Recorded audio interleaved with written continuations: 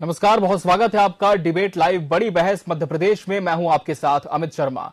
मध्य प्रदेश के चुनावी समर में अब दोनों ही प्रमुख सियासी दल कांग्रेस और भाजपा आमने सामने हैं।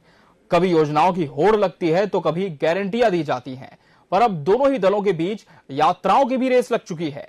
बीजेपी की जन आशीर्वाद यात्रा के जवाब में अब कांग्रेस जल्द ही जन आक्रोश यात्राएं निकालने जा रही है। तू डाल डाल मैं पात पात की इस लड़ाई में अभी जनता मौन है। दोनों दलों की इन यात्राओं पर देखिए हमारी ये खास रिपोर्ट। निकलेंगी और जनता के आवाज को बुलंद करने के लिए निकलेंगे। तो जिनको प्यार मिलेगा वो आशीर्वाद मांगेंगे और जिनको आक्रोश मिलेगा वो आक्रोश यात्रा निकालेंगे।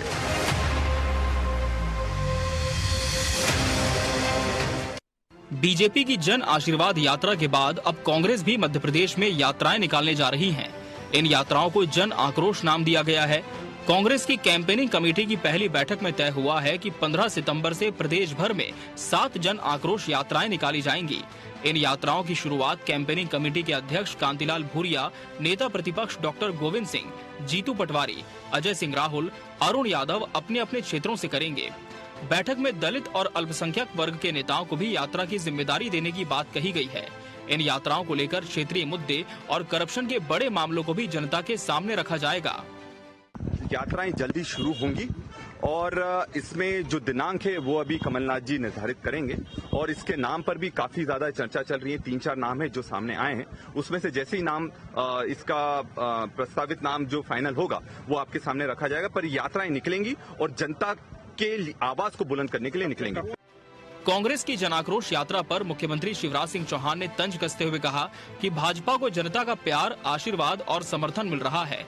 जिन्हें प्यार मिलेगा वो जन आशीर्वाद यात्रा निकालेंगे और जिन्हें आक्रोश मिल रहा है वो जन आक्रोश यात्रा निकाल रहे हैं। तो जिनको प्यार मिलेगा वो आशीर्वाद मांगेंगे और जिनको आक्रोश मिलेगा वो आक्रोश यात्रा निकालेंगे। वो आक्रोश तो इसलिए है कि कोई वादे उनने 900 वचन में से कोई पूरे ही नहीं किए थे। आक्रोश इसलिए है कि मध्य प्रदेश को भ्रष्टाचार का अड्डा बना दिया था। आक्रोश इसलिए है कि जनधन वो खा गए थे। आक्रोश इसलिए है कि प्रधानमंत्री श्रीमान नरेंद्र मोदी जी की जल जीवन जैसी योजना शुरू नहीं की। आक्रोश इसलिए है कि प्रधानमंत्री किसान सम्मान निधि में उनने नाम नहीं भेजे थे। किसानों के साथ धोखा किया।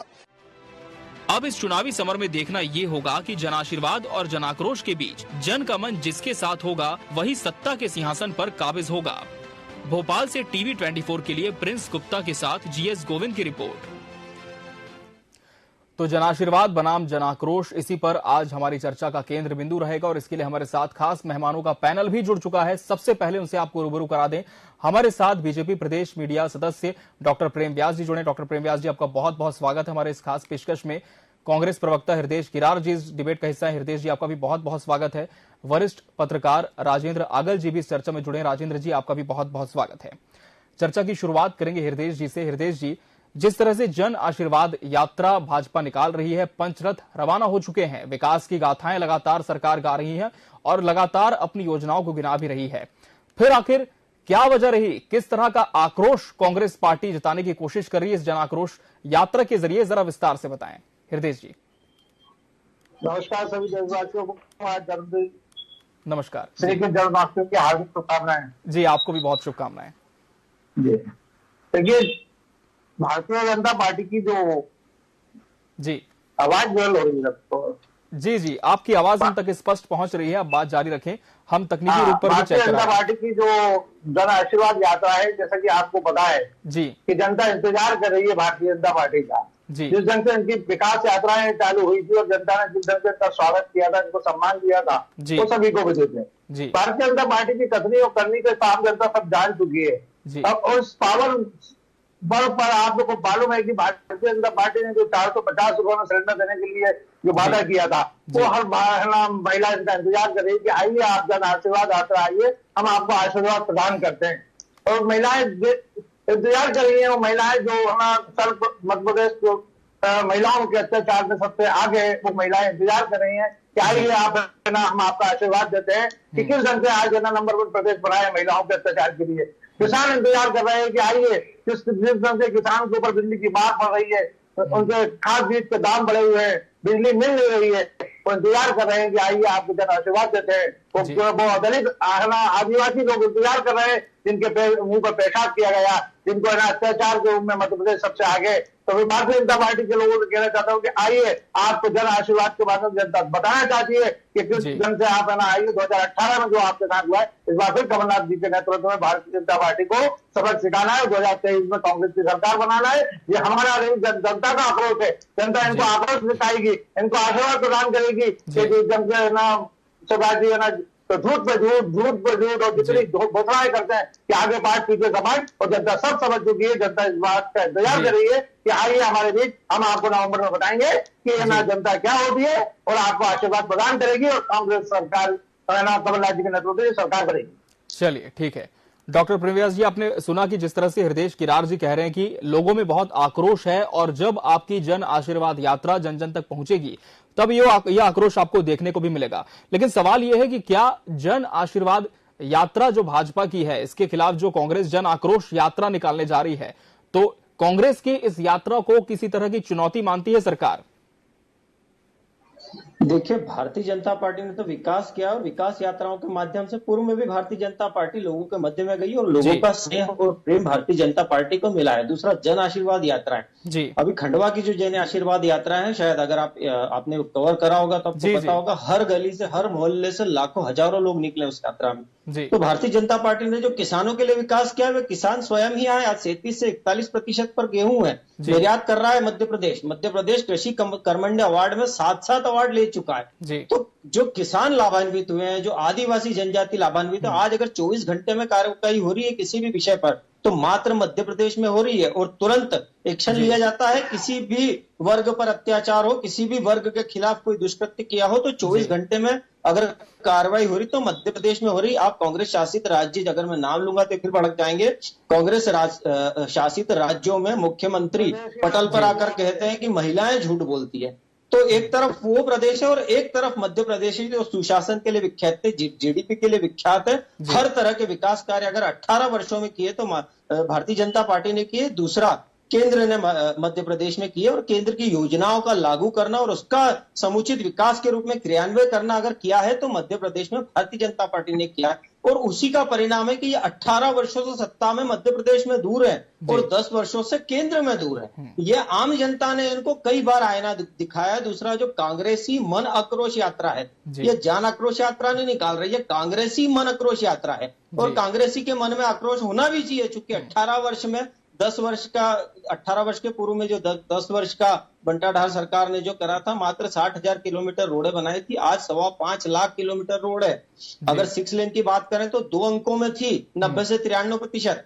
और आज अगर उसकी बात करेंगे तो वो 5,000 किलोमीटर के आसपास 6 लेन रोडें बनी है। अगर आप बिजली की बात करेंगे तो बिजली रात को 2-2 बजे आती थी, किसानों को सर्पदंश से मृत्यु होती थी उस समय। आज 10 घंटे बिजली मिल रही है। इसीलिए कृषि में भारत, मध्य प्रदेश प्रथम स्थान पर पहुंच गया है। तिलहन में मध्य प्रदेश प्रथम स्थान पर पहुंच गया है। कृषि कर्मण्य अवार्ड में मध्य प्रदेश लगातार विकास कर रहा है। मैं बात आता हूं दूसरा, ये अब कांग्रेस के पास चूंकि विकास का कोई मुद्दा ना तो प्रदेश में बचा है ना देश में बचा है। यह वैमनस्य से तुष्टीकरण, सामाजिक समरसता को कैसे तोड़ा जाए, उसके लिए अभूतपूर्व प्रयास कांग्रेस ने प्रारंभ कर दिया है। और ये उसी के अभूतपूर्व प्रयास का एक जो उदाहरण था वो इनका जो सद्भावना दिवस में अजीज कुरैशी जी आए थे और उन्होंने कहा कि 2 करोड़ मुस्लिम मर भी जाए तो कोई हर्ष नहीं। वो किसको इंगित कर रहे थे? प्रदेश में आके किसको इंगित कर रहे थे? दूसरा, सुरजेवाल जी जब आए थे तो उन्होंने कहा प्रदेश की जनता राक्षस है। किसको इंगित कर रहे थे वो? तो अब ये जो वैमनस्य से तुष्टीकरण और समाज को तोड़ने का कार्य प्रारंभ कर रहे हैं। दिग्विजय सिंह साहब ने बिना सोचे समझे एक ट्वीट कर दिया जैन समाज को लेकर और अगले ही दिन वो ट्वीट हटाना पड़ा। ये क्यों तुष्टीकरण कर रहे हैं समाज में? आप विकास के मुद्दे पर लड़िए, विकास के मुद्दे पर भारतीय जनता पार्टी लड़ रही है। दूसरा, आपके जो मन की आक्रोश है वो सिर्फ प्रदेश तक ही नहीं है। बड़े नेता जो आपको इंगित कर रहे हैं, बड़े नेता जो आपको प्रदर्शित कर रहे हैं, उसके माध्यम से जैसे 370 कैसे हटी, सर्जिकल स्ट्राइक कैसे हुआ, एयर स्ट्राइक कैसे हुआ, 3 तलाक कैसे हटा। दूसरा, पहले जगह जगह छूना नहीं फट सकता है, ये निर्देश लिखे होते तो वो कैसे हटा। फॉरेक्स रिजर्व में भारत आज अच्छी पोजीशन पे कैसे पहुंच गया।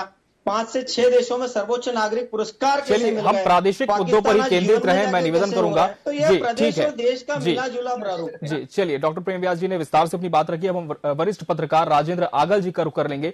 राजेंद्र जी, जिस तरह से आप देख रहे हैं कि बीजेपी की जो जन आशीर्वाद यात्रा है कुछ दिनों पहले से शुरू हो चुकी है, लगातार जारी है, लेकिन अब जन आक्रोश यात्रा किस तरह से इसे देखते हैं, और क्या आपको लगता है कि दोनों ही पार्टियों में जो यात्राएं निकाली जा रही हैं सिर्फ चुनावी माइलेज के लिए है? ये तो निश्चित तौर पर है, लेकिन कांग्रेस की ये यात्रा कितनी सफल हो सकती है, वो भी तब जब बीजेपी के तमाम बड़े नेता मध्य प्रदेश में आए हैं और इस यात्रा को हरी झंडी दिखाकर रवाना कर चुके हैं। तो क्या कांग्रेस इस पूरी चुनौती को पार कर पाएगी? क्या कोई माइलेज इस चुनाव में उसे जन आक्रोश यात्रा का मिलेगा? राजेंद्र जी, ये तो एक पॉलिटिकल लोगों का सोच रहेगा कि किस तरफ उन्हें झुकाव है और किस तरफ जाना है जी। परंतु अब सबसे बड़ी बात यह है कि बीजेपी के मेरे मित्र ने बताया कि खंडवा में जन आशीर्वाद यात्रा में बहुत समर्थन मिला जी, पर वो नीमच का बताना भूल गए कि जहाँ पर जन आशीर्वाद यात्रा में उनको समर्थन मिला या क्या मिला, जिसमें एक दूसरे के ऊपर आरोप प्रत्यारोप लग रहे हैं। तो इनका आपस का पॉलिटिकल मुद्दा है।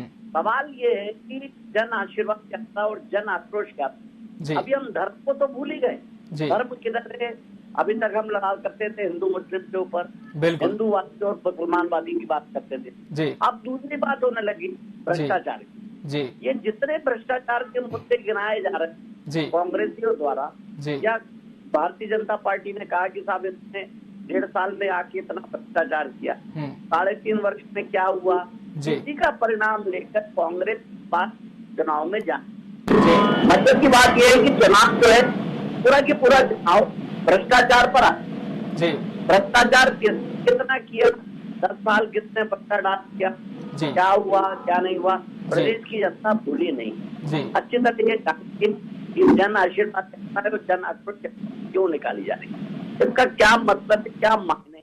जन आशीर्वाद यात्रा में पार्टी सीधी सी बातें अपने विकास की बातें गिनाने जा रही है, पर वो सब बातें भूल गई है जो इन्होंने अभी तक जन आशीर्वाद यात्रा के माध्यम से या प्रदेश की जो एक तबका है, पर्टिकुलरली तबका है जिसको फायदा पहुंचाने के लिए जो डायरेक्ट बेनिफिशियरी हैं, तमाम तरीके की लाठी बहना, पढ़ाओ सीखो योजना, सीखो कमाओ योजना किसानों को देने वाली। और दूसरी बात यह है कि जो इन्होंने बताया मेरे मित्रों ने मध्य प्रदेश महिलाओं के ऊपर बहुत अत्याचार, सवाल वो नहीं है। सवाल ये है कि मध्य प्रदेश में बहुत आसपास से किसी के भी खिलाफ FIR लिख ली जाए और जो भी महिलाओं को प्राथमिकता देके महिला अगर कुछ बोल रही है तो सरकार का निर्णय है कि उसकी FIR लिखी जाए। इसलिए आंकड़े दिखते हैं बाजीगरी आंकड़ों जो बाजीगरी मेरे मित्र ने बताई है कृषि कर्मण अवार्ड, वो भी जानते हैं आप, कृषि कर्मण अवार्ड की भी एक बाजीगिरी को करते हुए हम आगे बढ़े।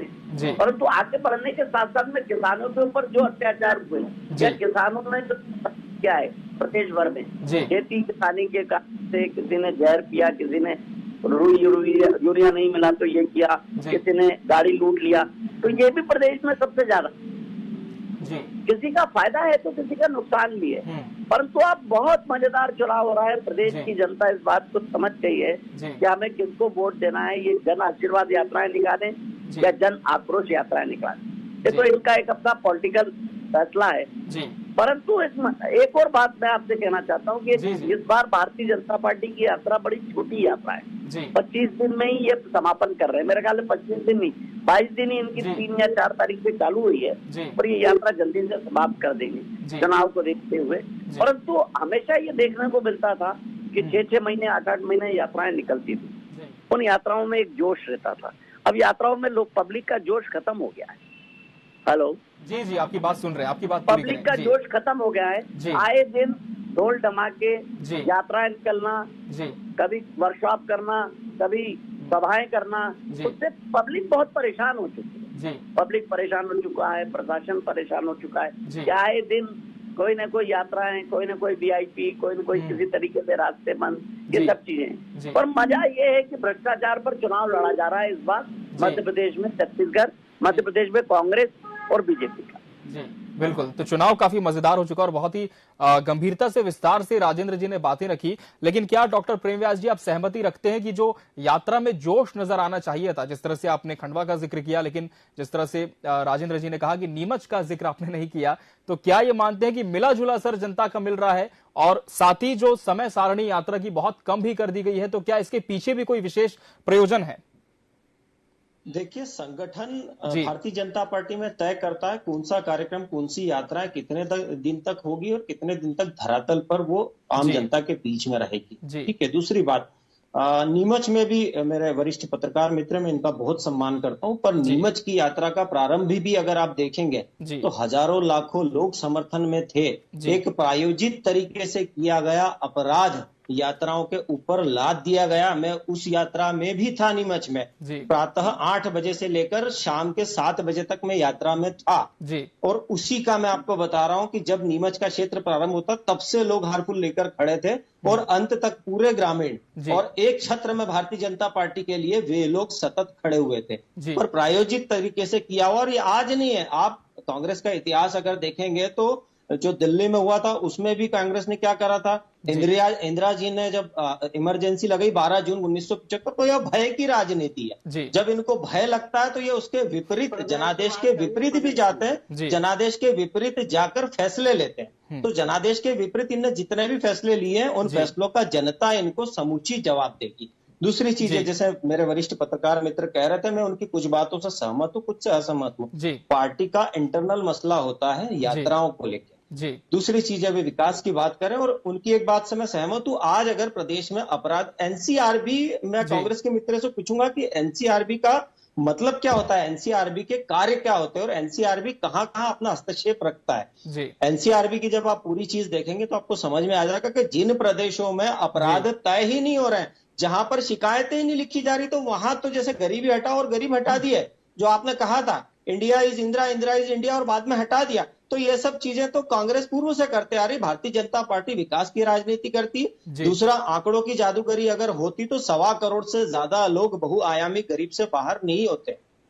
जो धरातल पे भारतीय जनता पार्टी ने विकास कार्य करे हैं उसका समुचित लाभ प्रदेश की जनता उठा रही, माननीय शिवराज सिंह जी के नेतृत्व में, माननीय नरेंद्र मोदी जी के नेतृत्व में, और अतिशीघ्र ये जब चुनाव होंगे तो उसका परिणाम भी आपके सामने होगा। चलिए हृदय जी, जब चुनाव होंगे तो परिणाम सामने होगा, लेकिन ये जो आंकड़ों की बाजीगरी की बात है या फिर किसी भी स्टैटिस्टिक्स में हम जाएं मध्य प्रदेश के, तो क्या आप मानते हैं कि जो अपराध हैं वो कम हुए हैं? लगातार जो शिकायतें हैं वो लिखी जा रही हैं, रजिस्टर की जा रही हैं, और भी कुछ चीजों को लेकर के डॉक्टर प्रेम व्यास जी ने सवाल उठाए कांग्रेस पार्टी पर। हृदय जी, देखिए, निश्चित ही है ना, हमारे मित्र ने कहा कि विकास, तो विकास की पब्लिक समझ चुकी है कि इनका विकास क्या है।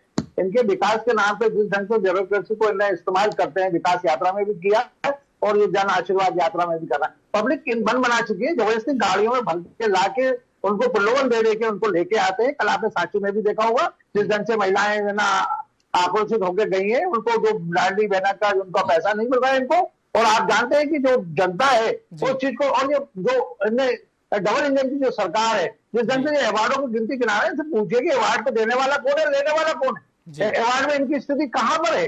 आज बेरोजगारी की स्थिति आप देखिएगा, भारतीय जनता पार्टी के जो लोग बात कर रहे हैं सिर्फ ढोल ढोल लेके दो चिल्लाना, जो हमारे वरिष्ठ पत्रकार जी ने भी कहा कि जो उनकी जो पुरानी जो ले थी वो बदल चुकी है, जनता इनकी भावना समझ चुकी है। आप बेरोजगार देखिए, रोजगार कारणों की स्थिति देखिए, जिसमें है ना लाखों लोग बच्चे बेरोजगार है और लोगों को नौकरियां नहीं मिल रही है। और भ्रष्टाचार के मामले में, घोटालों के मामले में भारतीय जनता पार्टी इतनी लंबी लिस्ट है कि है ना, गिना जाए तो पूरा समय निकल जाएगा। तो हमारा ये कहना है कि भारतीय जनता पार्टी के जो हमारे मित्र है ना, सिर्फ मैनिपुलेट करके, ब्यूरोक्रेसी का इस्तेमाल करके, देखिए आप 18 साल में सत्ता में है, कभी आप इतना ही विकास करते हैं जब पब्लिक के लिए करते हैं, किसानों के लिए करते हैं, महिलाओं के लिए करते हैं, मैनिपुलेट कर रही है लोगों को, क्या सिर्फ भरमा रही है पार्टी लोगों को?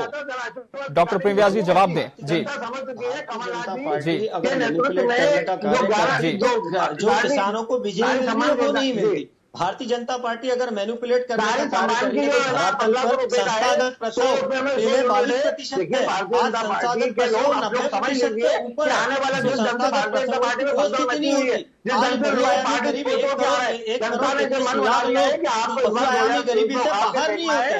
दूसरी बात एक बार और सुन लीजिएगा, आपके जो बड़े बड़े दिग्गज है जो भारतीय जनता पार्टी तकनीक और करनी समझ चुके हैं, जो आरएसएस के लोगों को समझ चुके हैं, भारतीय जनता पार्टी के दिग्गज जो फाउंडर है वो समझ चुके हैं कि भारतीय जनता पार्टी करनी और करते हुए अंतर है, ये आप उनको समझ चुकी है। आप आइए, आपका आशीर्वाद प्राप्त होगा और जनता 2023 में आपको धरातल पर कार्य कर रहा है। भारतीय जनता पार्टी ने आम हित में जन आशीर्वाद यात्रा में सरकार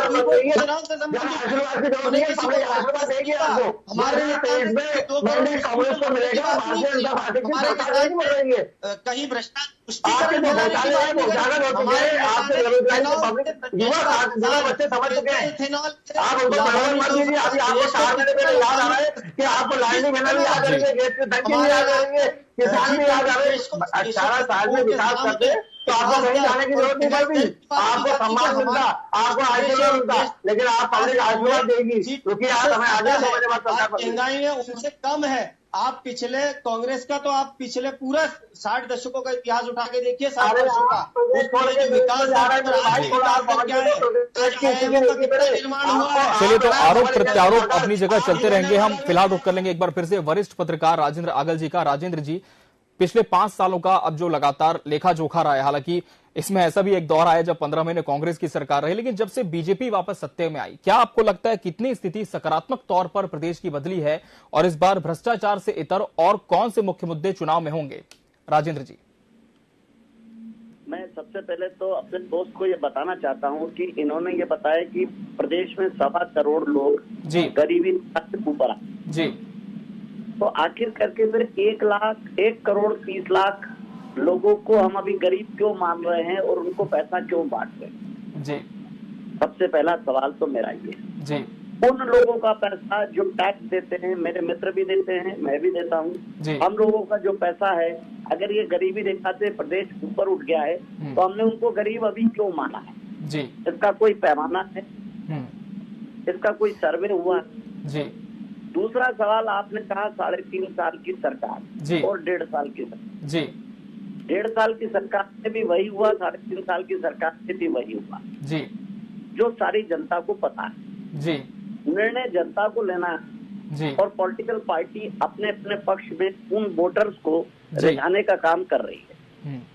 और वो कितना रिझा पाती है? एक दल जो है सत्ता में है और दूसरा दल है विपक्ष में जी, और विपक्ष अपनी बातें कितने अच्छे तरीके से परोस पाती है पब्लिक को जी, और सत्ता पक्ष के लोग तो अपनी बातें संगठन के माध्यम से, सरकार के माध्यम से परोसी रहे जी, और जो कुछ बचा हुआ था वो किसी तरीके से पैसे की रेवड़ी बांटकर कर रहे हैं जी, जो कि बहुत अच्छा तो नहीं है प्रदेश के लिए, क्योंकि आने वाले समय में जो भी मुख्यमंत्री बैठेगा या जो प्रदेश के में मुख्यमंत्री होगा, सरकार होगी, वो कांटों का ताज पहन के ही काम करेगी। बिल्कुल 500-600 करोड़ रुपए की व्यवस्था करके उसको चलना पड़ेगा एडिशनली। ये जो पैसा बट रहा है उस पैसे को कंटिन्यूटी में रखना पड़ेगा या इससे पैसा बढ़ाना ही पड़ेगा जी, और ये सारा बाहर जो है हम जैसे लोगों के ऊपर आएगा। जो मेरे मित्र ये इस डिबेट में भाग ले रहे हैं और आप भी भाग ले रहे हैं, उन सबके ऊपर आएगा जी। अगर हम ये मान ही रहे हैं इनकी बात, विद्वान मित्र की बात मानते हुए, 130 करोड़ लोग या 1.25 करोड़ लोग जो है वो गरीबी रेखा से ऊपर आ गए जी, तो इसका आंकड़ा पेश करें और आंकड़ा पेश करके उनको पैसा बांटने की जरूरत क्या है? 1.25 करोड़ वो आ गए और 1.25 करोड़ फिर से नए गरीब पैदा हो गए क्या? तो मध्य प्रदेश की जनता 7.5 करोड़ 8 करोड़ से बढ़ गई है क्या? 9 करोड़ हो गई है क्या जी? मैं इनसे ये जानना चाहता हूँ। चलिए जवाब दें डॉक्टर प्रेम व्यास जी, फिर उसके बाद कार्यक्रम का समापन करेंगे जी। डॉक्टर प्रेम व्यास जी, कहा बहुआयामी गरीबी से मुक्त हुआ है। गरीबी 2 तरह की होती है, एक गरीबी और एक बहुआयामी गरीबी। मैंने दूसरी बात कही बहुआयामी, जहां बहुत सारी दिक्कतें थी जिन लोगों को, वो बहुआयामी से मुक्त हुए हैं। गरीबी रेखा में भी है पर बहुआयामी से गरीब हुए हैं। ठीक है। दूसरी बात, आप 2 डाटा होते हैं, एक एनसीआरबी का डाटा होता है, एक नेशनल डाटा होता है। तो आप एक डाटा को अपने हित के प्रयोग के लिए उपयोग करते हैं, एनसीआरबी का डाटा सही है, लेकिन जब गरीबी को लेके, बहुआयामी की गरीबी को लेके जो डाटा आता है तो आप उसको नकार देते हैं। तो ये तो द्विअर्थी संवाद हुए। या तो आप दोनों डाटा को नकार दीजिए या दोनों डाटा को स्वीकार करिए। एक डाटा जो आपको अच्छा लगता है आप उसको स्वीकारते हैं, दूसरा डाटा जो अच्छा नहीं लगता है नकार देते हैं। चलिए, तो आरोप प्रत्यारोप का दौर लगातार जारी रहेगा, लेकिन फिलहाल देखना होगा कि जब चुनाव आते हैं, मतदान होता है, तब किस तरह से मतदाता अपने मताधिकार का प्रयोग करता है। बहरहाल अब तीनों मेहमानों का बहुत बहुत शुक्रिया हमसे इस डिबेट में जुड़ने के लिए और इसका सार्थक हिस्सा बनने के लिए आपका बहुत बहुत धन्यवाद। इसी के साथ हमारे इस खास पेशकश में आज के लिए फिलहाल इतना ही। कल हम फिर हाजिर होंगे किसी बड़े विषय के साथ।